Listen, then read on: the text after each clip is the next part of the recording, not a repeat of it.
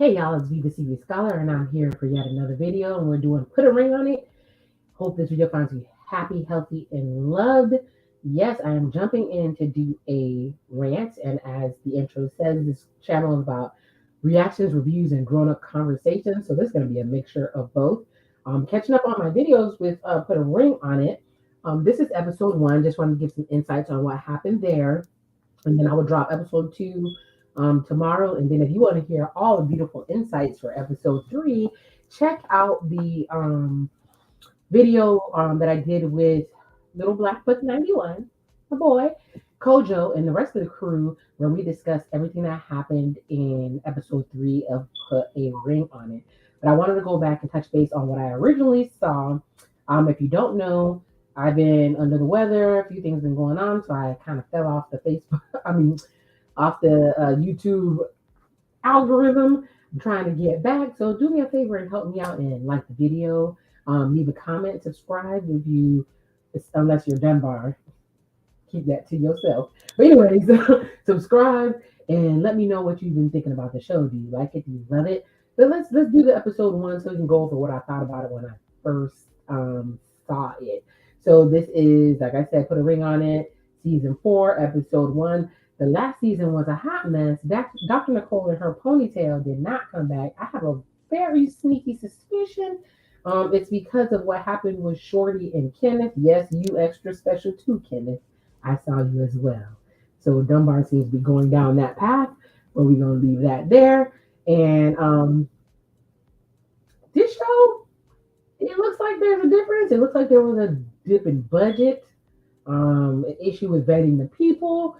And just as I'm watching this, I see people just coming out the back, just clownery and foolery, just a clownery and foolery all up and through the show. But let's talk about it. Let's get it popping. So we started off with a new doctor. Her name is Dr. Stacy J. Johnson. I know her as Peach from what is it? A Thin Line Between Love and Hate. And I also know her as Ashinka Shea from How to Be a Player. So she's been out here in these Hollywood streets for a long time, but she's been doing dating coaching for a while. I do know follow her on social media. Her social media handle, I think, is Just Date, and she's a relationship coach. She has a way more straightforward approach than Dr. Nicole did. Dr. Nicole used to drive me crazy because she seemed like she had taken a Valium before she came out there. She was too calm even when she was getting tried, and I truly believe she did not help Shorty. Yeah, I know y'all couldn't stand Shorty, but the stuff that happened with Shorty, I thought it was really strange because I saw Kenneth doing unhinged things in social media land. I didn't understand why everybody else wasn't afraid, be very afraid as well. But either way, well, let's talk about the couples. Let's get into it. The first couple that came out were Chance. Before I get into all this, this is a rant and not a recap / review because I'm not going step by step. Well, as much as I remember, I'm not sure I remember my notes, but this is Chance and Dunbar. And Chance, she got a little E going on. She's very cute, very beautiful lady. A whole lot of personality, a whole lot of attitude. And then we have Dunbar. I think in the internet streets they're calling him Daddy Dunbar. We have them here. We'll figure out why probably when we get to that. Well, this episode definitely shows why we call him Daddy Dunbar.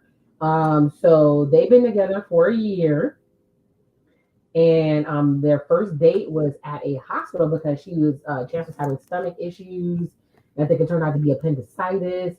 And she said he was the most loving, caring person she ever encountered. He took good care of her, and she's been sticking beside him ever since. He's an ex-football player. It comes out later, but anyways, I guess she writes books or she has some type of motivational thing she has going on. But he wants a submissive woman, and she definitely is not that.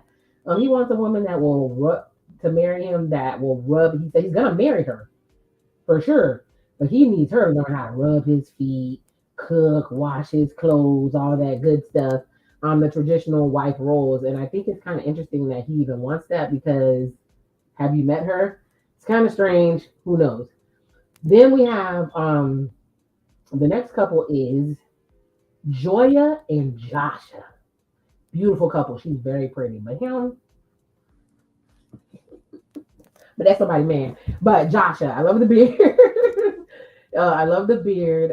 They've been together. I think they've been together 2 years. They travel. They have a good time together. Joya wants to get married. They have kids now because that biological clock is ticking, and he wants her to wait 2, 3 more years. And I believe that she's in her late 30s, so I don't know what the heck he thinks she's gonna be waiting for. But that's their issue, and that's why they're on here. And then we have, last but not least, Catherine and Ricky. Catherine's a very pretty lady. I love the hair color on her. I call Ricky, this might I can say, Ricky got a whole tic-tac-toe crisscross plait thing going on that he just need to just give up and walk off on. So it makes it very hard to take him seriously. But he's here. Anyways, they met in 2012. They dated long distance. They broke up and got back together a year ago. And so they've been struggling because she says there's no romance. There's friend vibes. And that's what you get. When you see them, it's like two dudes who happen to go to lunch together to shoot the shit. It was it wasn't given what's supposed to be gave. I'm still leery if this couple is even real because of the way that they interact, but I digress. So it looks like none of these couples have been together. Well, technically, these people are giving Darion and Alexia vibes. Are y'all really together? Y'all say y'all. I mean, I've broken up with somebody and got back a while later after life had happened. I believe Ricky had gotten married and had a kid and everything while they were supposedly apart. But yeah, I'm not buying any of this crap. I have no clue. Anyways, moving right along.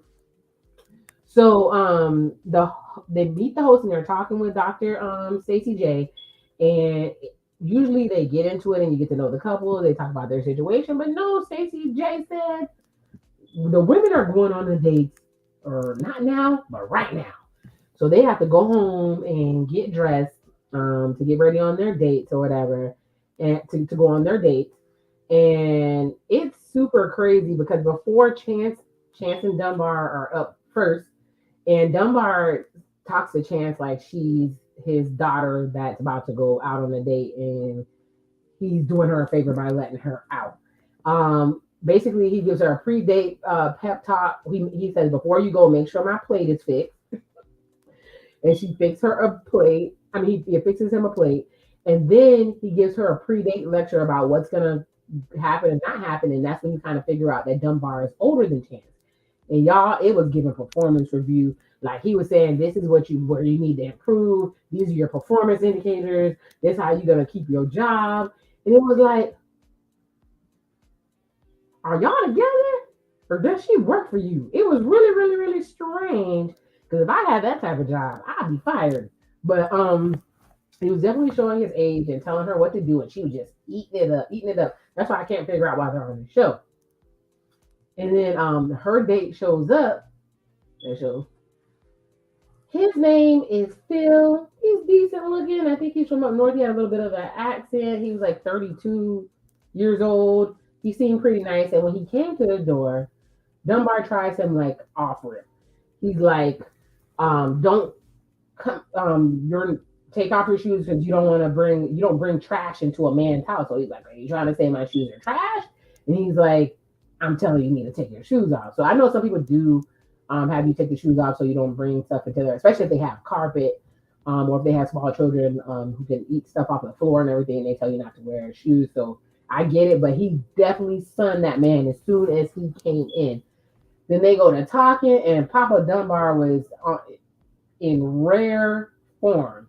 So he basically gives this dude Phil a lecture about how to treat his old lady in front of the man. When Chance sits down, he puts on her shoes And Phil's like, I think, do you do this regularly? Because I think you're putting on the show for me. He's like, oh, no, this the way I do this for her all the time. This the way you're supposed to treat your queen. And I was like, I mean, I guess I would like for a dude to put my shoes on, and I definitely like royal treatment, princess treatment. But there's a hidden guise behind how Dunbar is treating Chance. He's dominating the situation. So as they're talking, he says, okay, let's stand up. We're gonna do a prayer. And he has Chance stand behind him, wrap her arms around, right? And then dude Phil is in front of him, and he was like starts praying, and he's saying, praying that the dude act right, that he treats his woman right, and he talks about these same hands that are praying to bless you will be the same hands that will bless that ass. And Phil, the little young dude, was shook. And Dunbar kept saying that he's like, young dudes your age don't know how to treat you. Like, he's really, to me, it was showing insecurity big time. And the big coup de grace was, as he's giving the lecture, he said, I like food. When you go out, can you bring me back a plate? Bring me back a plate. So they leave, and Phil is just flabbergasted by this whole thing. They go on their date, and they're sitting there talking. It's a nice talk. They're chatting, they're laughing, they're kikiing. And Phil says that he's still trying to find himself. Did you find your way onto this show? If you don't know yourself, what are you doing on this show? You're not going to be able to have a serious relationship with anybody if you don't know yourself yet. You're still on a journey. Make it make sense. And then, but Chance did open up with him a little bit and started talking about how she lost her mother at a young age, and that affected how she interacted. She never really learned about womanhood, and she's mostly focused on her father. And I have a feeling that Dunbar's like her father, but it explains a lot because she was super duper male identified. I'm not talking about that low boy cut she's wearing. Like her energy is very masculine. Like, definitely boss, assertive. Not saying that's masculine, but it was definitely giving like ball buster, for lack of a better term or whatever. So they talked. They Kiki he brought her back to the house, and as they're talking, he's dropping her back off. As soon as Chance walks in the door, Dunbar starts. He starts kissing her on the lips, kissing over her cheek. This extra, this like I thought it was going to go down. I thought it was going to go down. And I was like in front of this man, so he's letting them know that he still runs runs the show. And so why did this man Phil say, "Hey, I brought you a plate"?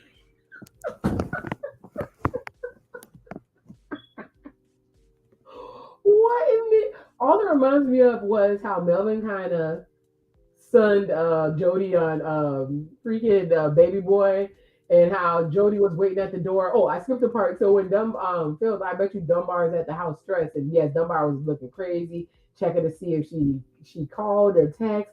Said she'd been out too long, like a dad, waiting on his daughter to get home. And all I can think of is Baby Boy when the mom was going out and Jody was super pressed. He's like, "Mama, bring me back a fat burger, please, with cheese." but but Phil actually brought this man back something to eat. Phil, first of all, the way Phil was letting Dunbar sun him and actually brought him back a plate, Phil wouldn't have had not a stitch of chance with me. The box would have been like, abort mission, abort mission. There is no manliness. There's nothing to get the juices flowing. Like Patty Sanger says on the Millionaire Matchmaker, does he make that box get juicy? Does he make it jump? Hell no. Because you feminine and you letting this a real man show you what it is. It's like going out with your little brother. It was a hot mess. That date was a mess. Then we went over to Joya and Joshua. So I can tell this couple is already about to be born. I can tell already. I'm not really sure what is going on, but either way, Joshua and Joya, they're getting ready. She's getting ready to go on her date, and she asked Joshua if there's any boundaries. He said no, there's no boundaries, and I was like, okay, either he doesn't care if she get down because they are giving me swaps. There's several parts of this that tell me that they're giving they swap people, but allegedly, I don't know if he in real life, but he's like, oh, there's no boundaries. The other part is okay, he's gonna tell her no boundaries. So when he get out here and he meet whoever he want to meet, he want to be able to do whatever he wants to do. But she was like, okay. So Kyle, who's shown here at 48, shows up, and he is not my cup of tea. I don't like it. I don't like it. He's not my cup of tea. I totally would not have been turned on by this man if he showed up to my door. I mean, people like what they like. I didn't like it. It was a pretty decent date, but he treated her well. He actually offered they were going back and forth, and he offered to take her on a picnic, and she said, I've always wanted a picnic, but Joshua never did one for me. And she was so excited that this man offered a picnic. It's like the little things, Joshua. Like, why does another man have to come along and offer your woman something that she's always been waiting for that you could have easily done? So she was super excited about the date. When she gets home, she tells Joshua that she wiped crumbs from the man's mouth and the man had kissed her hand. Ooh, he did not like that. He did not like that. He was upset. He was like, so you let it go that far? And that's further proved the fact that he thought she wasn't gonna do anything and that everything was gonna be good. Maybe he didn't think the dude looked good, so he didn't think anything was gonna happen. And then he was like, bet that when I go on my date, I'm gonna do the same. And she was like, the difference between you and him is he's single and you're not. So you better not even try it. So that's what happened with Joshua and Joya. So a little bit of troubles in water. Then we had Catherine, who went on a date with Mark. Mark was funny because when he first showed up and Ricky was at the door, he was like, am I going on a date with you? This is Atlanta, so ain't no like, nah, you're not going with me. But what I noticed was that Catherine was not dressed at all. Catherine looked like have you ever seen the people of Walmart or whatever? So there's Target and then there's Walmart. Get dressed to go to Target. Walmart, you throw on any damn thing to stroll up in there to match everybody that's in there. She was not dressed for the date at all. She didn't get pretty. It made me feel like she had a self-esteem issue. And Ricky couldn't get her out the door fast enough. He was shaking his man's hand. He was happy. He was skipping. I said, damn, do you even like this girl for real, for real? Because the way you ready to hand your old lady off, that is crazy. So he was the other extreme of Dunbar. He was just too happy for this girl. He probably was happy for her to go because supposedly they all live with their family. And she lives with him and his family. And nobody got a car or a place to stay of their own. So he was probably happy to get some me time while she was gone. But she seemed to really have a good time with this dude on this date. They were laughing, smiling. He treated her very sweet. I could definitely see him going out with her again or whatever. So I mean, Catherine needs somebody to treat him good instead of Ricky and them lopsided ass plaits he got in his head. So after that date, they all get together, and Chance starts bragging to everybody about how everything went. So they all start bragging about how everything went. Everybody's having a conversation. And she's laughing about how the dude's son, other guy, and had him bring him a plate. And the doctor was like, Joshua said it wasn't cute. Catherine was rolling her eyes. She was upset. And basically, Dunbar was defending himself, saying he controls who he lets her go out with. It was like, and Shaw was like, "Oh, you sound like her father." And then, like I said, Catherine rolled her eyes because it sounded super crazy. And Chance automatically goes into defense mode, saying he's not controlling. It's his house. It's like, isn't it your house too? And Dr. Stacy made a comment: when you're released or whatever, then maybe the process will be more real. and basically asked, "Why are you dominating her? You're affecting the process." And basically talking about how emasculating the date dries up the box. Like if you son the guy in front of her, she won't even give that guy a chance because most women want a masculine man who can stand on their own. And Catherine further sticks up for Phil and say, that was wrong, that was disrespectful. And Dunbar is like, who, me? I did that? I was disrespectful? No. And Chance backs him up once again, saying that he wasn't disrespectful. And Josh just jumps in and says, you can be a warrior and protect your woman, but be a peaceful warrior without disrespecting another king. And because, Chance jumps in, he's not dominating, he's a king and he needs to be treated as such. Why are y'all here? If he dominates you and you like it, why are you here? So that's kind of how the episode ended. I genuinely do not like this couple at all. Maybe they're there for entertainment value, to act up. Like I said on Kojo's panel, it's giving Tubi. It's very dramatic. It's very overacting. I'm not here for them at all. The new couples are okay. I'm hoping that as the season goes along, it gets a little bit more exciting. And before I walk off this off this video, why always play the ladies on reality TV period? Because I don't know if there's less of a selection of men, or the type of men that ladies would want, what would go on here to try to get a date. Not this to the dudes that are showing up, but like they will give the ladies obvious men that are not their type. So they're not tempted. But they don't do the same for men. Maybe because men are visual, I don't know. But we'll see how the season goes. So that was the end of this episode. I'm going to come back with episode 2. And as I said, episode 3, you can check out on Kojo's channel or my channel. We did a whole panel talking about episode 3. It got real, real crazy. But before I run off of here, I'm going to ask you to